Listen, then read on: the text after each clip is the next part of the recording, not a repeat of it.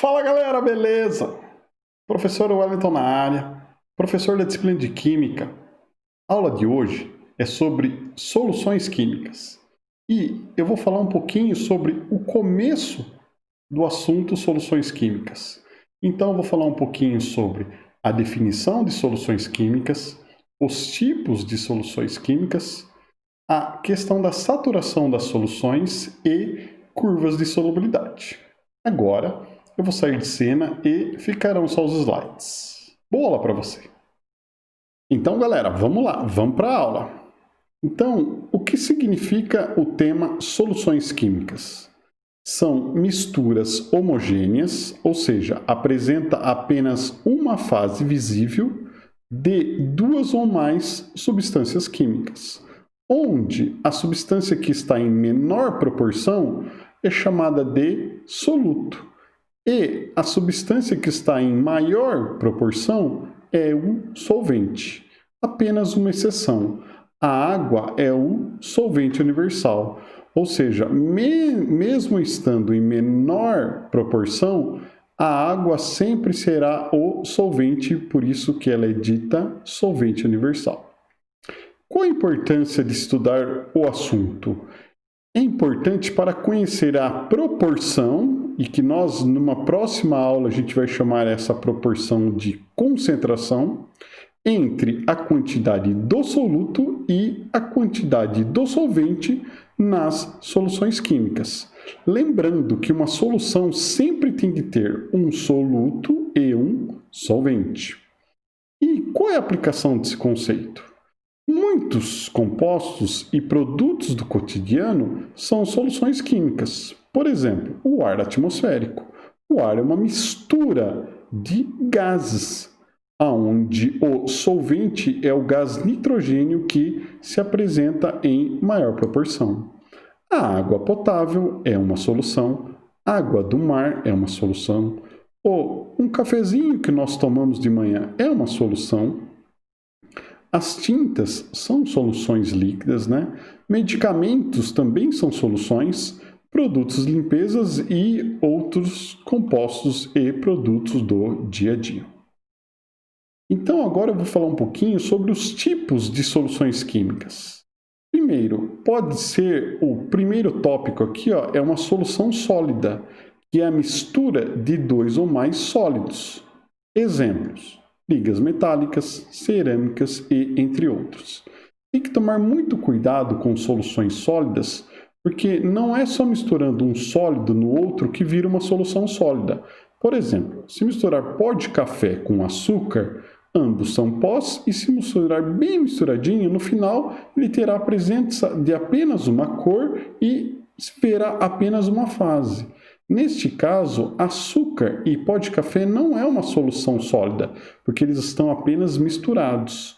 Para ser uma solução sólida, um componente, um composto químico tem que estar, entre aspas, dissolvido no outro. Ou seja, numa liga metálica, por exemplo, o ouro branco, o paládio está dentro ou dissolvido na estrutura do ouro. Nas cerâmicas, o mesmo caso. Uma solução ela pode ser líquida, que é a mistura de dois ou mais líquidos. Por exemplo, a gasolina. A gasolina é uma mistura de hidrocarbonetos e também na nossa gasolina aqui no Brasil existe etanol. O etanol hidratado, que é o etanol que nós colocamos diretamente como combustível no carro. Ela é uma mistura de etanol e água. O vinagre é uma mistura de vários compostos, sendo que aquele que dá o gosto azedo é o ácido acético, e entre outras soluções. Uma solução ela pode ser gasosa, que no caso é uma mistura de dois ou mais gases. Por exemplo, o ar atmosférico, que eu já comentei. O gás de cozinha é a mistura de dois hidrocarbonetos, propano e butano.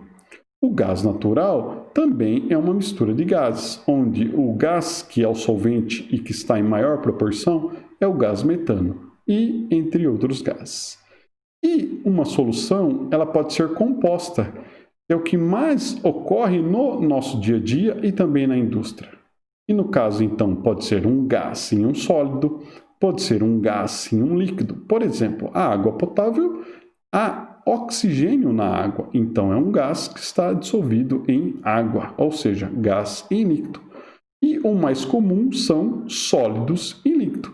Por exemplo, o sal de cozinha em água, como eu tinha comentado com vocês aqui, que é um sólido em líquido. O gás oxigênio em água e etc. Agora eu vou falar um pouquinho sobre a formação ou solubilidade das soluções químicas. As soluções são formadas, prestem bem atenção, pois a interação entre as substâncias que se unem é mais forte que a interação entre as próprias substâncias separadas. Vou dar um exemplo. Por exemplo, água e óleo não se misturam, ou seja, quando a gente coloca água em óleo, formam-se duas fases. Por que formam-se duas fases e, neste caso, é uma mistura heterogênea? E nós estamos estudando misturas homogêneas e que apresenta apenas uma fase. Por que água e óleo não se misturam? Porque a interação entre moléculas de água e moléculas de óleo, a interação entre elas separadas é mais forte do que a interação água e óleo. Agora, por exemplo, por que o sal de cozinha se dissolve em água? Porque a interação entre o sal de cozinha e a água é mais forte que a interação só água-água, sal de cozinha e sal de cozinha. E neste caso, a interação entre as duas moléculas que se interagem é mais forte do que quando elas estão separadas. E um conceito muito importante para soluções ou solubilidade das soluções. Semelhante dissolve semelhante. O que quer dizer isso? Que uma substância polar sempre vai se dissolver em um solvente polar. Por exemplo, sal de cozinha em água, pois ambos são polares. Açúcar em água, pois ambos são polares. Etanol e água e etc.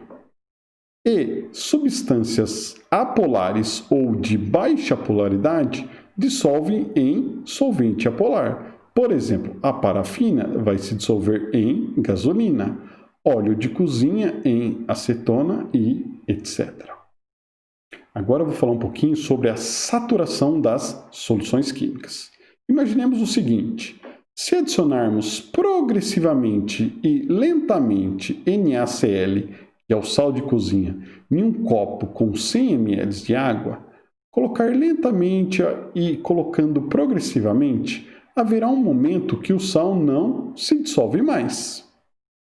Só para se ter uma ideia, a saturação, ou seja, a quantidade máxima de sal de cozinha que se dissolve em água é aproximadamente 36 gramas do sal em 100 ml de água a 25 graus Celsius e a pressão de 1 atm.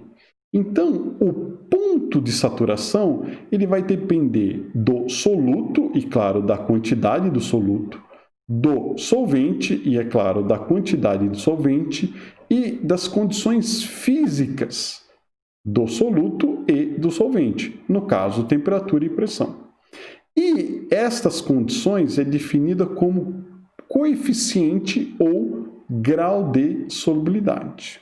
Então, o coeficiente ou grau de solubilidade é a quantidade máxima de soluto, que pode ser gramas, quilogramas, toneladas, etc., que pode ser dissolvido em um solvente, pode ser um ml, litros, metros cúbicos, etc., numa determinada temperatura e pressão, pois as condições físicas da solução é muito importante, pois variando-se a temperatura e a pressão, a solubilidade dos sais ou das substâncias em geral também varia.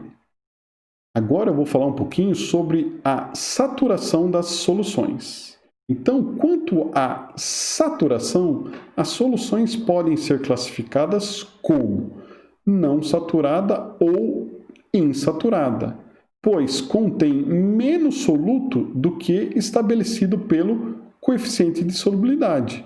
No caso lá, se a gente pensar 36 gramas de sal de cozinha em 100 ml de água, quer dizer que tem menos que 36 gramas, ou seja, não atingiu a saturação. A solução está insaturada. A solução ela pode ser classificada como saturada, ou seja, atingiu o coeficiente de solubilidade a exatamente a quantidade de solúvel que se dissolve no solvente, que o solvente pode se dissolver. No caso do sal de cozinha em água, são exatamente 36 gramas do sal de cozinha em 100 ml de água. E a solução pode ser classificada como supersaturada, pois ultrapassou o coeficiente de solubilidade.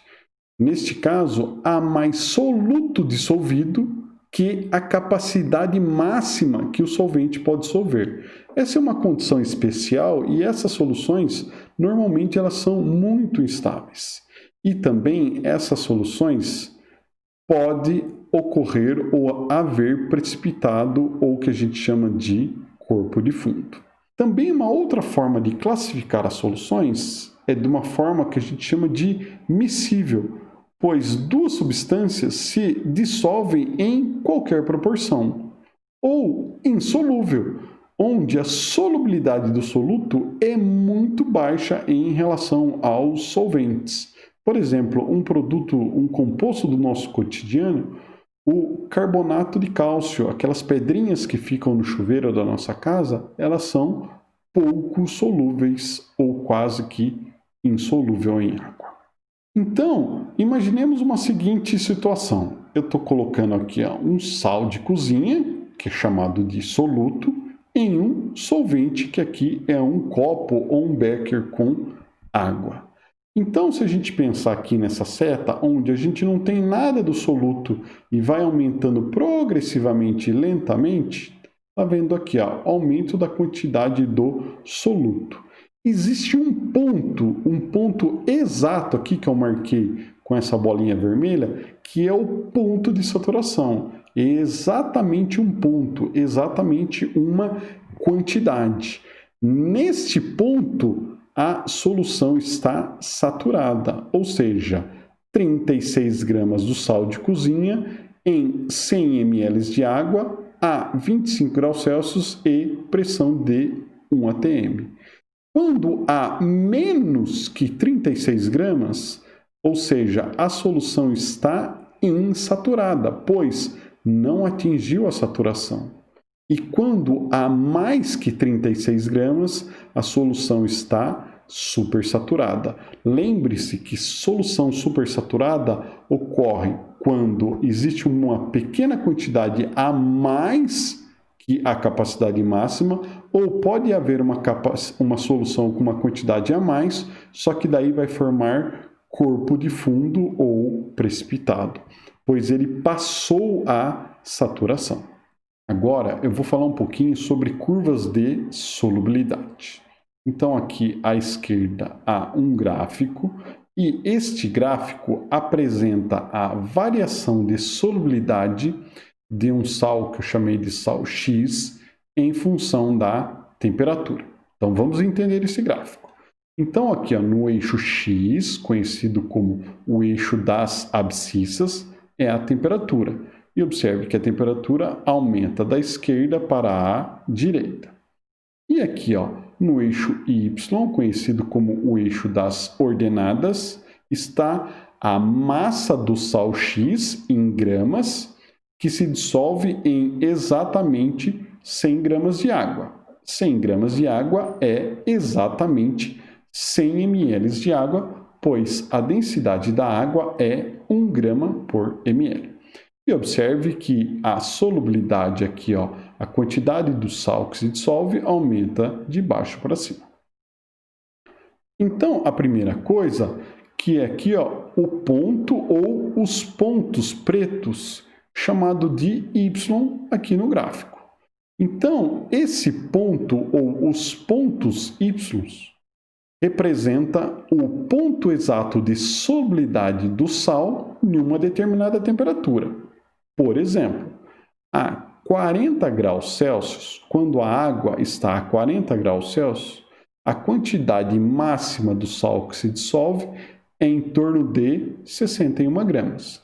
É só pegar aqui a 40, subir até o ponto e este ponto no eixo Y é mais ou menos 61, 62 gramas. Ou seja, a saturação da solução a 40 graus Celsius em torno de 62 gramas. E observe-se, quando aumenta a temperatura de 40 para 80, a solubilidade também aumenta. Observe que aqui, ó, a 80 graus Celsius se dissolve aproximadamente 170 gramas. Então, aqui, ó, existe uma curva vermelha, que é a curva que está ligando os pontos pretos. A curva vermelha representa a curva de solubilidade do sal X em função da temperatura. E observa que ela aumenta em função do aumento de temperatura. Em X, ou seja, aqui, ó, o X está abaixo da curva vermelha. Sempre que nesta parte aqui, ó, que está em rosa representado no gráfico, as soluções elas são insaturadas, ou seja, elas não atingiram a saturação, porque esse sal apresenta a saturação apenas e exatamente na curva vermelha. Então, abaixo da curva, que é a região rosa, são as soluções, ou no caso a solução está insaturada. E na parte Z do gráfico, ou seja, acima da curva vermelha, são as soluções supersaturadas. Eu estou falando soluções porque aqui eu estou mostrando um exemplo, mas esse exemplo pode ser atribuído ou estudado para as outras soluções. Então, resumindo, exatamente na curva vermelha existe a saturação em uma determinada temperatura. Abaixo da curva, na parte rosa, a solução está insaturada. E acima da curva vermelha, ou seja, o ponto Z, a solução estará supersaturada. Então, aqui é só mais um exemplo sobre alguns sais, a solubilidade de alguns sais em função da temperatura. Então, observe que os sais apresentam uma solubilidade distinta em função da temperatura. Então, dá para ver claramente que a solubilidade do nitrato de potássio é distinta do cromato de potássio, que é distinta do NaCl, também distinta do sulfato de sélio. Tá? Aqui eu estou mostrando só um exemplo que diferentes sais apresentam diferente solubilidade na mesma quantidade de água em função da temperatura. Agora, vamos resolver alguns exemplos sobre a solubilidade de alguns sais. Então, o exemplo é o seguinte: avalie as afirmações e justifique-as se estão corretas. Então, aqui, ó, é a solubilidade de diferentes sais, tá? Então, no eixo X está a temperatura e no eixo Y está a solubilidade dos sais, onde está por grama do sal por 100 gramas de água, ou seja, a quantidade de água é fixa, sempre 100 gramas. Então, a primeira questão diz: na temperatura de 50 graus Celsius, é possível dissolver totalmente 50 gramas do sal clorato de potássio? Então, vamos lá. Ó. Essa curva marrom aqui, ó, é a do clorato de potássio e aqui está a temperatura de 50 graus Celsius. Então, como que a gente resolve esse exercício? Sobe 50 graus Celsius até encontrar a curva, que é essa curva marrom, e plota ela pela solubilidade aqui, ó. Então, para a curva do clorato de potássio a 50 graus Celsius, é possível dissolver quanto ao máximo? Em torno de 18 gramas. Então, é possível dissolver totalmente 50 gramas de sal a 50 graus Celsius? Não, é falsa essa afirmação, porque no máximo a quantidade a 50 graus Celsius é em torno de 18 gramas. Então, o primeiro exemplo é falso. Segunda questão. Todos os sais mostram um aumento da solubilidade com o aumento da temperatura. Então, observe que aqui há vários sais. E a maioria deles observa-se que com o aumento da temperatura há o aumento da solubilidade, com exceção desse sal aqui, ó, o sulfato de sério. Então, esta informação está incorreta, pois a 0 graus Celsius é possível dissolver aproximadamente 18 gramas. E conforme aumenta a temperatura, observe que a curva é para baixo. Então, a 40 graus Celsius, por exemplo, é possível dissolver no máximo em torno de 5 gramas. Então, esta afirmação está incorreta. Terceira questão. Se adicionarmos 70 gramas de cloreto de potássio a 60 graus Celsius, formará em torno de 25 gramas de precipitado. Vamos lá conferir? Então, se está formando um precipitado, é porque é uma solução supersaturada e formou um corpo de fundo. Neste caso, se adicionarmos 70 gramas desse sal, vai formar 25 gramas de precipitado a 60 graus Celsius. Então, vamos lá. A curva de KCl é a curva azul escura, aqui, ó. E aqui, ó, exatamente aqui, estamos a 60 graus Celsius. Então, sobe devagarzinho 60 graus Celsius até chegar até a curva. Neste caso, é uma reta. E quanto que se dissolve desse sal? Aproximadamente, coloquei aqui, 45 gramas. Tá? Então, se adicionarmos a 60 graus Celsius 70 gramas de sal, então a 60 graus Celsius dissolve 45. Então, essa afirmação está correta, pois 45 que se dissolve com mais 25 de precipitado, chega-se a exatamente 70 gramas. Então, esta terceira questão, a afirmação está correta. O NaCl apresenta a maior variação de solubilidade com o aumento da temperatura? Então vamos lá, o NaCl é essa curva aqui, ó, o famoso sal de cozinha, essa reta aqui, ó, que é azul claro. Observe o seguinte, é a que apresenta a maior variação de solubilidade? Negativo. Observe que a solubilidade desse sal a 0 graus Celsius é em torno de 35, 36 gramas. E conforme aumenta de 0 até 100, a solubilidade sobe de aproximadamente 35 até 40. Ou seja, esse sal é o que apresenta a menor variação de solubilidade em função do aumento da temperatura. Seja que a solubilidade diminui ou aumente com o aumento da temperatura. Então, eu acho que esses 4 exemplos deu uma boa ideia de como resolver esses exercícios envolvendo a solubilidade de sais em água em função da temperatura.